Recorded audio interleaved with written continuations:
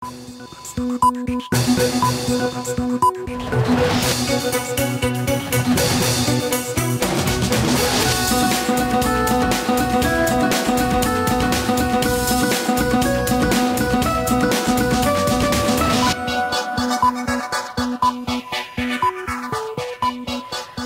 স্বাগত দুপুরের মাছরাঙা সংবাদে। আপনাদের সঙ্গে আছি নাবিলা ফেরদৌস। শুরুতেই গার্ডিয়ান লাইফ ইন্স্যুরেন্স সংবাদ শিরোনাম।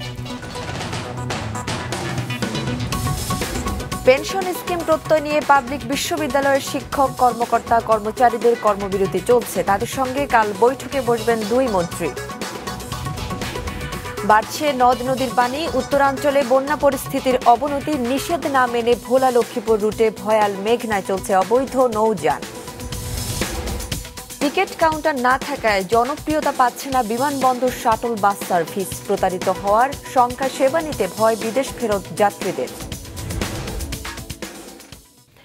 এবার বিস্তারিত সংবাদ। সর্বজনীন পেনশনের প্রত্যয় স্কিম বাতিলের দাবিতে আন্দোলন অযৌক্তিক, অর্থমন্ত্রীর এমন বক্তব্যে ক্ষোভ জানিয়েছেন ঢাকা বিশ্ববিদ্যালয়ের আন্দোলনরত শিক্ষক, কর্মকর্তা, কর্মচারীরা। 3 দিনের মধ্যে ওই বক্তব্য প্রত্যাহার না করা হলে অর্থ মন্ত্রণালয় ঘেরাওয়ের ঘোষণা দিয়েছেন তারা। সকালে সর্বজনীন পেনশন স্কিম প্রত্যয়ে শিক্ষকদের অন্তর্ভুক্তি প্রত্যাহারের দাবিতে আন্দোলনের 3য় দিনে ঘোষণা দেন তারা। আজও ঢাকা বিশ্ববিদ্যালয় সহ দেশের সব বিশ্ববিদ্যালয়ের শিক্ষক, কর্মকর্তা, কর্মচারীদের সর্বাত্মক কর্মবিরতি ও আন্দোলন চলছে। এতে ভোগান্তিতে পড়েছেন শিক্ষার্থী ও সেবা প্রার্থীরা। বন্ধ রয়েছে ঢাকা বিশ্ববিদ্যালয়ের লাইব্রেরিও। এদিকে আন্দোলনরত শিক্ষকদের সঙ্গে কাল বৈঠকে বসবেন আওয়ামী লীগের সাধারণ সম্পাদক ওবায়দুল কাদের এবং শিক্ষামন্ত্রী মহিবুল হাসান চৌধুরী নওফেল।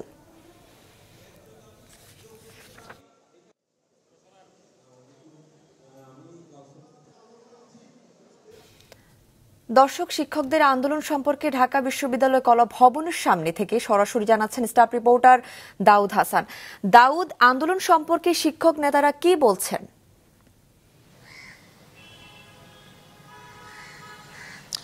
নাবিলা, সর্বজনীন পেনশন স্কিম প্রত্যয় প্রত্যাহারের দাবিতে গত সোমবার থেকে যে আন্দোলন চলছে তার 3য় দিন চলছে আজ। কিছুক্ষণ আগে শিক্ষক এবং কর্মকর্তা কর্মচারী যে আন্দোলন সেটি শেষ হয়েছে। সকাল থেকে এই আন্দোলন শুরু হয়। আমি যদি আজকে সারাদিনের আন্দোলনের কার্যক্রম সম্পর্কে আপনাকে একটু জানাই।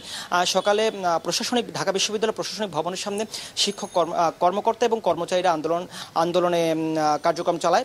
সেইখানে তাদের পুরানো দাবির সাথে প্রত্যয় স্কিম প্রত্যাহারের সাথে আরেকটি দাবি যুক্ত হয়েছে। সেটি হচ্ছে গতকালকে অর্থমন্ত্রী যে মন্তব্যটি করেছেন যে শিক্ষকদের আন্দোলন অযৌক্তিক, সেই দাবিটি প্রত্যাহার বা সেই কথাটা যদি অর্থমন্ত্রী সেই কথাটা যদি প্রত্যাহার না করে তারা কঠোর আন্দোলনে যাওয়ার হুঁশিয়ারি দেয়। এটি হচ্ছে কর্মকর্তা কর্মচারী থেকে জানানো হয়েছে। এরপরে আমরা আসি হচ্ছে ঢাকা বিশ্ববিদ্যালয় কলা ভবনে। এখানে শিক্ষকরা গত 3 দিন থেকে যে আন্দোলন চালাচ্ছে তারই ধারাবাহিকতা আজকেও সেই আন্দোলন চালিয়েছে। কিছুক্ষণ আগে সেই আন্দোলন শেষ হয়েছে। শিক্ষকরা আন্দোলন থেকে যেটি জানিয়েছে বরাবরের মতো একই কথাই, যে কোনো মূল্যে তাদের এই দাবি মেনে নিতে হবে এবং যে সার্বজনীন যে প্রত্যয় স্কিম এটি যে কোনো মূল্যে প্রত্যাহার করতে হবে। পাশাপাশি আরেকটি কথা আমাদের ঢাকা বিশ্ববিদ্যালয়ের শিক্ষক সমিতির সভাপতি ডক্টর নিজামুল হক ভূঁইয়া আমাদেরকে জানিয়েছেন। সেটি হলো তারা আজকে আওয়ামী লীগের সাধারণ সম্পাদক ওবায়দুল কাদেরের সাথে কথা বলার চেষ্টা করেছে এবং আওয়ামী লীগের সাধারণ সম্পাদক তাদের দাবি দেওয়া শুনতে চাচ্ছে এমনটি আজকে জানিয়েছে। কিন্তু আবারও পরক্ষণে ওপাশ থেকে তাদেরকে জানানো হয় আজকে না, এটি আগামীকালকে যে কোনো সময়, অর্থাৎ যে কোনো সময় বলতে ওনারা আমাদেরকে যেটি জানিয়েছে বিকেলবেলা তারা হচ্ছে এই দাবি দেওয়া নিয়ে শিক্ষকদের সাথে বসতে যাচ্ছে। সাথে শিক্ষামন্ত্রীও তাদের সাথে মন্ত্রীর সাথে বসবেন এবং শিক্ষকদের সাথে বসবেন, তাদের দাবি দেওয়া সম্পর্কে শুনবেন আমাদেরকে জানিয়েছে। তবে শিক্ষকদের একটি কথা, সেটি হচ্ছে যে কোনো মূল্যেই তাদের এই দাবি মানতে হবে এবং দাবি না মানা পর্যন্ত তাদের এই আন্দোলন চলমান থাকবে। নাবিলা, এই ছিল আমার কাছ থেকে সর্বশেষ। দাউদ, আপনাকে ধন্যবাদ। শিক্ষকদের আন্দোলন সম্পর্কে কলা ভবনের সামনে থেকে জানালেন স্টাফ রিপোর্টার দাউদ হাসান। এদিকে পেনশন সংক্রান্ত বৈষম্যমূলক প্রজ্ঞাপন প্রত্যাহার, প্রতিশ্রুত সুপার গ্রেডে বিশ্ববিদ্যালয় শিক্ষকদের অন্তর্ভুক্তি এবং শিক্ষকদের জন্য স্বতন্ত্র বেতন স্কেল প্রত্যাবর্তনের দাবিতে 3য় দিনের মতো কর্মবিরতি পালন করছেন দেশের বিভিন্ন জেলার পাবলিক বিশ্ববিদ্যালয়ের শিক্ষক, কর্মকর্তা ও কর্মচারী ঐক্য পরিষদ। কর্মসূচির অংশ হিসেবে সকালে জাহাঙ্গীরনগর বিশ্ববিদ্যালয়ের শিক্ষক সমিতির আয়োজনে সমাজবিজ্ঞান অনুষদের সামনে শিক্ষকরা এবং রেজিস্ট্রার ভবনের সামনে কর্মকর্তা ও কর্মচারী ঐক্য পরিষদ প্রতিবাদ কর্মসূচি পালন করেছে। দাবি মানা না হলে কঠোর কর্মসূচি ঘোষণা করা হবে বলে জানান বক্তারা। কর্মবিরতিতে প্রশাসনিক ভবনের কিছু কার্যক্রম ছাড়া ক্লাস পরীক্ষা বন্ধ থাকায় উদ্বিগ্ন রংপুর বেগম রোকেয়া বিশ্ববিদ্যালয়ের শিক্ষার্থীরাও। বেলা 11টা থেকে দুপুর 1টা পর্যন্ত অবস্থান কর্মসূচি পালন করেন পটুয়াখালী বিজ্ঞান ও প্রযুক্তি বিশ্ববিদ্যালয় শিক্ষক সমিতি। বৃষ্টি কমায় সার্বিক বন্যা পরিস্থিতির উন্নতি হয়েছে, তবে এখনও বিপদসীমার উপরে রয়েছে 5টি নদীর পানি 9টি পয়েন্টে। ধরলা, ব্রহ্মপুত্র ও তিস্তার পানি আরও বাড়তে পারে বলে জানিয়েছে বন্যা পূর্বাভাস কেন্দ্র। তাই উত্তরের জেলাগুলোতেও দুর্ভোগে রয়েছেন বানভাসী মানুষ। Desk report. গত 24 ঘন্টায় সুনামগঞ্জে বৃষ্টি হয়েছে 25 মিলিমিটার। একই সময়ে ভারতের ঢলের পানিও কমেছে। তবে সুরমা নদীর পানি সকালেও 16 ঘর পয়েন্টে বিপদসীমার 4 সেন্টিমিটার ওপরে প্রবাহিত হয়। বন্যার পানিতে প্লাবিত থাকায় সুনামগঞ্জ তাহিরপুর সড়কে যান চলাচল ব্যাহত হচ্ছে। এখনও তাহিরপুর, দোয়ারা বাজার, বিশ্বম্ভরপুর সদর উপজেলার নিচু এলাকায় লোকালয়ে রাস্তাঘাটে পানি রয়েছে। গ্রামীণ সড়ক ও কিছু ঘরবাড়ি ক্ষতিগ্রস্ত হয়েছে। কিছু কিছু এলাকার মানুষ আশ্রয় কেন্দ্রে আছেন। বাড়িতে পানি উঠেছিল, ঘরে পানি উঠে গেছে, ডুবে ফেলছে, অনেক ক্ষয়ক্ষতি হয়েছে।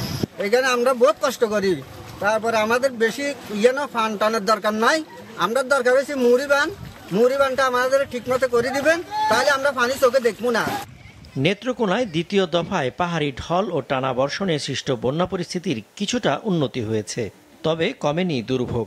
পানি উন্নয়ন বোর্ডের তথ্যানুযায়ী উদ্ধাখালী নদীর পানি কলমাকান্দা পয়েন্টে কমলেও এখনও বিপদসীমার 53 সেন্টিমিটার উপর দিয়ে বইছে। এছাড়া কংস, সোমেশ্বরী, ধনুসহ বেশ কয়েকটি নদীর পানি কিছুটা কমে বিপদসীমার নিচ দিয়ে প্রবাহিত হচ্ছে। কলমাকান্দা উপজেলার 8টি ইউনিয়নে 64 গ্রামের নিম্নাঞ্চল প্লাবিত হয়ে পানিবন্দী হয়ে পড়েছে স্থানীয় বাসিন্দারা। অসুখ বিসুখে যে জ্বর হইতাছে, ফুলা মানে জ্বর, সর্দি, এই অবস্থা হইতাছে। হাসপাতালে নেওয়ার মতো কোনো পরিবেশ নেই, রাস্তাঘাট তল হয়ে গেছে। এই বাড়িতেই নৌকা দিয়ে যায়, ওষুধ আনন্দ লাগতেছে।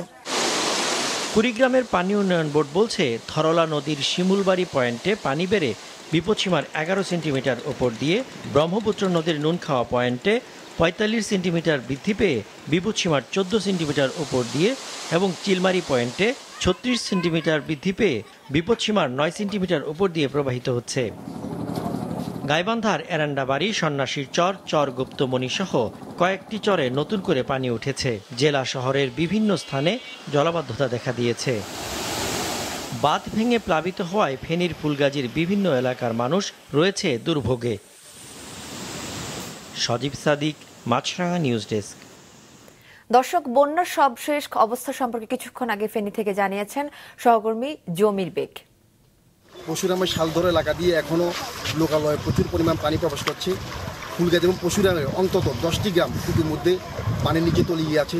এসব এলাকার মাছের ঘের, বীজতলা, মানুষের ঘর ধ্বংস হয়ে গিয়েছে।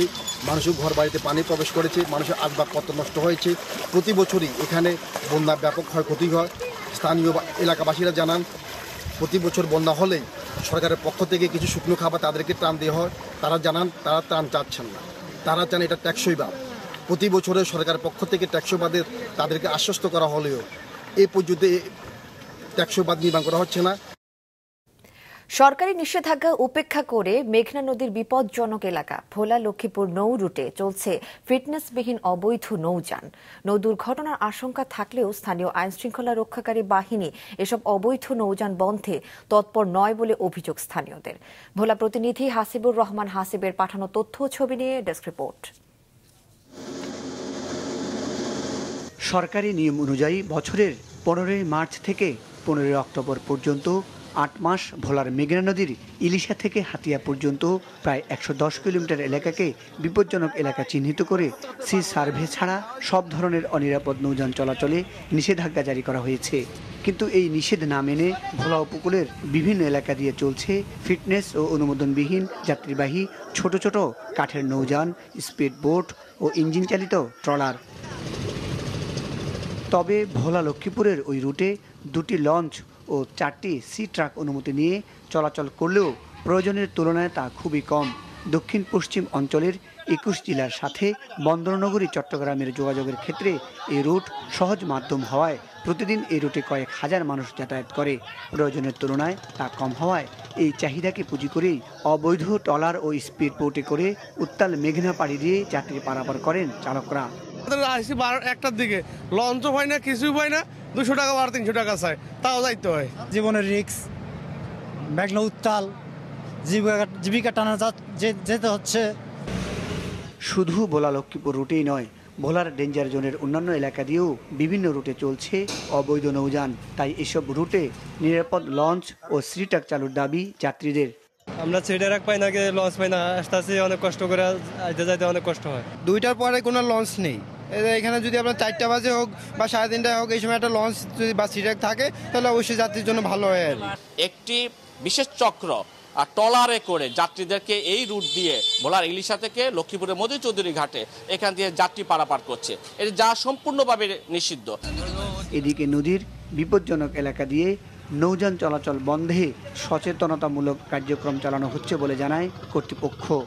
আমরা এখনো পর্যন্ত জিনিসগুলোকে মাইকিং এবং অন্যান্য প্রচার প্রচারণা একই সাথে আমরা এরকম যদি কোনো কিছু পাই তাদেরকে আইনের আওতায় আনছি এবং আমরা প্রতিনিয়ত নিরুৎসাহিত করছি এবং আমরা জনসচেতনতামূলক যে সকল কার্যক্রম সেগুলো আমাদের অব্যাহত চলছে। এখন পুলিশ, কোস্টগার্ড এবং উপজেলা নির্বাহী অফিসারদেরকে এ বিষয়ে নির্দেশনা প্রদান করেছি।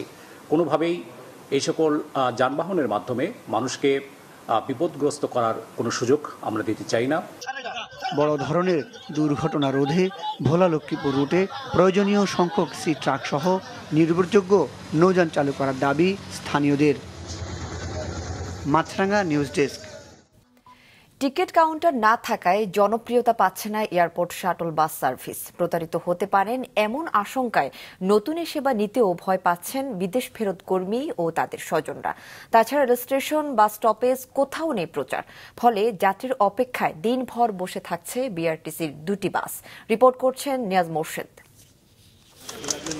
সড়ক পরিবহন ও সেতুমন্ত্রী, বিমান পরিবহন ও পর্যটন মন্ত্রীর উপস্থিতিতে গত 26শে জুন উদ্বোধন করা হয় এয়ারপোর্ট শাটল বাস সার্ভিস। বিদেশগামী বা বিদেশ ফেরত যাত্রীদের যাতায়াতের ভোগান্তি দূর করতে বিমানবন্দর থেকে উত্তরার জসিমউদ্দিন মোড় ঘুরে এয়ারপোর্ট রেলওয়ে স্টেশন হয়ে আবার বিমানবন্দর, দিনভর এই রুটে চলাচল করবে বাস। উদ্বোধনের পর কেমন চলছে বিশেষ এই সার্ভিস দেখতে যাই বিমানবন্দরে। দেখা যায় প্রায় 1.25 কিলোমিটার দূরের রেল স্টেশন থেকে ভারী ব্যাগ মাথায় করে বয়ে নিয়ে আসছেন অনেকেই। কেন বিআরটিসির বাসে এলেন না? আমরা তো বাসে এখানে নামছি, নামেও নাইটে যাইতে মসেরি এটাই। বিআরটিসিতে গেলে সুবিধা হতো না? হ্যাঁ হইতো না। গেলেন না কেন? জানি না তো, আগে বাস ছাড়তে জানে না। যারা বিদেশ থেকে ফিরছেন তারাও ভারী বোঝা মাথায় করে যাচ্ছেন দূরের রেল স্টেশনে। কেন? আমরা জানি না তো বিআরটিসি বাস কোন জায়গায় যাইব। এইখান থেকে এই রাস্তা নিয়ে আসবে, এই রাস্তা নিয়ে আসবে। ও তাই বলছি, রেল স্টেশনে যাব, এখান থেকে ট্রেনে যাব। এয়ারপোর্টের টার্মিনাল, বাস স্টপেজ বা রেলওয়ে স্টেশন তন্ন তন্ন করে খুঁজেও নতুন এই শাটল বাস সার্ভিস সম্পর্কে একটি পোস্টার বা ব্যানার চোখে পড়েনি। আপনার কাছে জিজ্ঞেস করলাম, আপনি বলতেছেন যে বাস এভাবে সার্ভিস দেয়, আমরা এর আগে কখনো শুনিনি, তো এই ফার্স্ট টাইম শুনলাম। বিআরটিসির মাঠ পর্যায়ের কর্মীরা জানান, টার্মিনালে বাস ঢুকতে না পারা, টিকিট কাউন্টার না থাকা সহ নানাবিধ প্রতিবন্ধকতা রয়েছে। আমাদের উপর আস্থাটা না পাওয়ার কারণ হচ্ছে যে বিমানবন্দরে মানুষের লাগেজ এদিক সেদিক হয়ে যায়, বিভিন্ন ধরনের সমস্যা তৈরি হয়, যার কারণে মানুষ এখনো ভীত। আমরা ব্যানারের মাধ্যমে যদি দিতে পারি এবং কাউন্টার থাকে এবং লাগেজ নিয়ে যেন ট্রলি নিয়ে সুন্দরভাবে এই জায়গাটায় পৌঁছাতে পারে, সেই ব্যবস্থাটা করে দিলে যাত্রীরা অনেকেই আগ্রহী। অনেকেই বলছেন বড় বাসের পরিবর্তে ছোট বাস হলে দ্রুত যাত্রী পূর্ণ করে ছেড়ে দিতে পারত। এখন অপেক্ষায় থাকতে হয় যাত্রী পূর্ণ হওয়ার। দেশে ফিরে সবাই চায় দ্রুত বাড়ি পৌঁছাতে, বাসে বসে কেউ অপেক্ষা করতে চায় না। নিয়াজ মোর্শেদ, মাছরাঙা সংবাদ, ঢাকা। 2 কোটি টাকার অবৈধ সম্পদ অর্জনের অভিযোগে রাজউক পরিচালক মোবারক হোসেন ও তার স্ত্রীর বিরুদ্ধে মামলা করেছে দুর্নীতি দমন কমিশন দুদক। আজ দুদকের সহকারী পরিচালক আসিফ আল মাহমুদ বাদী হয়ে তাদের বিরুদ্ধে মামলা করেন। দুদকে দাখিল করা সম্পদ বিবরণীতে তিনি 41 লাখ টাকার সম্পদের বৈধ উৎস দেখাতে পারেননি। এছাড়াও তার স্ত্রী শাহানা পারভিনের নামে 1 কোটি 58 লাখ টাকার অবৈধ সম্পদের তথ্য পেয়েছে দুদক। প্রতিষ্ঠানটি বলছে রাজউক পরিচালক মোবারক হোসেন তার অবৈধ সম্পদ গোপন করতে স্ত্রীর নামে সম্পদ তৈরি করেছেন। সাবেক পুলিশ কর্মকর্তা বেনজির আহমেদ ও এনবিআর এর সাবেক সদস্য মতিউর রহমান সম্পদ বিবরণী জমা না দিলে আইনি ব্যবস্থা নেওয়া হবে বলে জানিয়েছেন দুর্নীতি দমন কমিশনের আইনজীবী খুরশিদ আলম খান। সকালে হাইকোর্টে সাংবাদিকদের প্রশ্নের জবাবে তিনি বলেন, বেনজিরের দুর্নীতির মামলায় অনুসন্ধান শেষ পর্যায়ে আছে। বেনজির, মতিউর ও তাদের পরিবারের সদস্যদের উপর ভ্রমণ নিষেধাজ্ঞা দেওয়া হয়েছে। বলেন, দুর্নীতির অনুসন্ধান চলা অবস্থায় অভিযুক্ত ব্যক্তিকে গ্রেফতার করার আইন রয়েছে, কিন্তু সেই সিদ্ধান্ত নেবে কমিশন। পাত্রপক্ষের যৌতুকের দাবির কারণে বিয়ের একদিন আগে আত্মহত্যা করেন চট্টগ্রামের পটিয়ার রিমা আক্তার। এক সপ্তাহ পেরিয়ে গেলেও যৌতুক দাবি করা অভিযুক্তদের কাউকে গ্রেফতার করেনি পুলিশ। নাজমুল সাদেকের রিপোর্ট।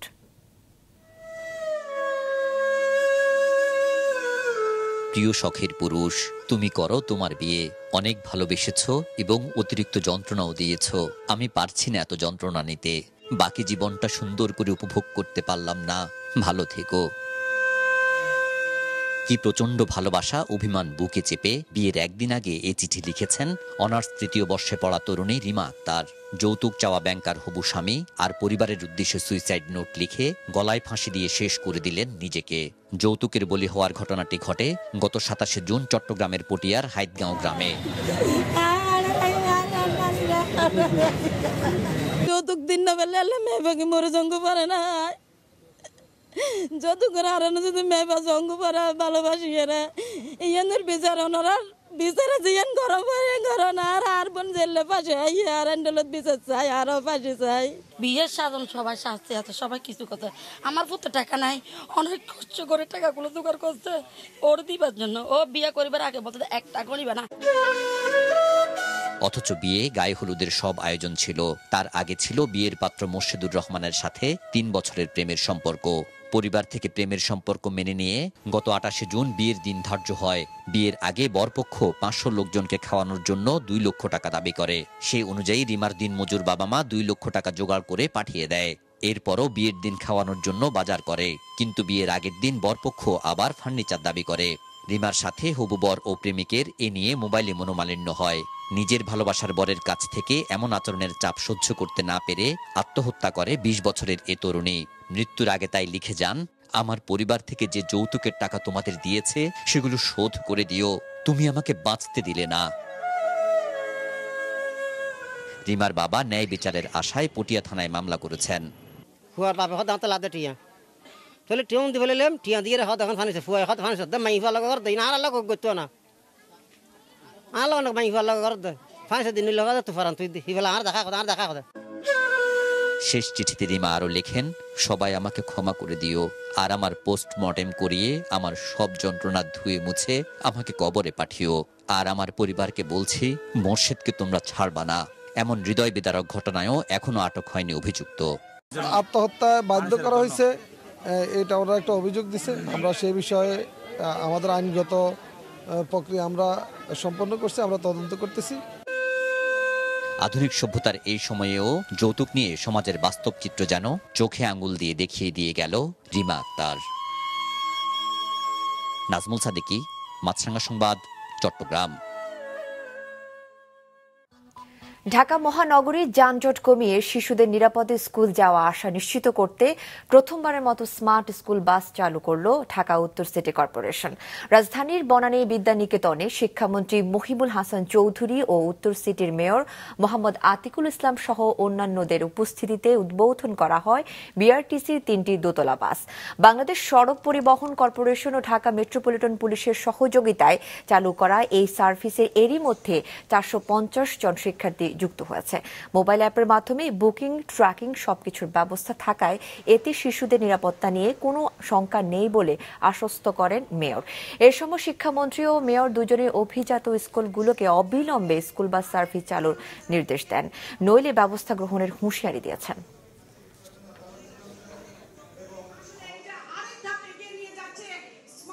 বিআরটিসি বাসের অভিভাবকদের জন্য অ্যাপস থাকবে। প্রত্যেক অভিভাবকরা বুঝতে পারবে তার বাচ্চারা কোন রুটে বাসটা যাচ্ছে, সেই অ্যাপসটা থাকবে। অ্যাপের মাধ্যমে বুকিং দিতে পারবে, অ্যাপের মাধ্যমে ট্র্যাকিং করতে পারবে। স্কুল কর্তৃপক্ষের জন্য ডিএনসিসির একটি ড্যাশবোর্ড থাকবে। স্মার্ট হোটেলে কিন্তু সার্বজনীন হোলিস্টিক ডেভেলপমেন্টটা খুবই গুরুত্বপূর্ণ। সেই লক্ষ্যে আমরা সবাই যেন কাজ করি এবং আজ থেকে যেটা সূচনা হয়েছে পাবলিক ট্রান্সপোর্ট ব্যবহার করা, সেটা ঢাকা শহরের অভিজাত বিদ্যালয়গুলোর উপরেও যাতে করে আমরা বাস্তবায়ন করতে পারি। শিক্ষা মন্ত্রণালয়ের পক্ষ থেকে আমরা শতভাগ সহযোগিতা করতে প্রস্তুত। দুপুরে সংবাদ শেষ করছি, যাবার আগে গার্ডিয়ান লাইফ ইন্স্যুরেন্স সংবাদ শিরোনামগুলো আরো একবার।